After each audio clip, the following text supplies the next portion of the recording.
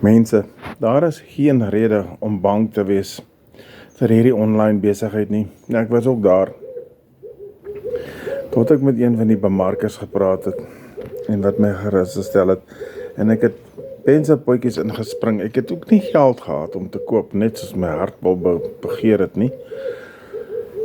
Ek het my kar verkoop, om hierdie ding te kan koop. Gelukkig het my vrou daarom nog 'n kar. Maar so ons kan oor die weg kom, maar ek het 'n plan gemaak, mense. Maak 'n plan. Maak 'n lening as jy moet. Vat 'n oordraf of leen by iemand, doen iets. As jy niks doen nie, gaan jy in hierdie situasie, in hierdie groef, in hierdie lyn gaan jy bly en jy gaan nie uitkom nie.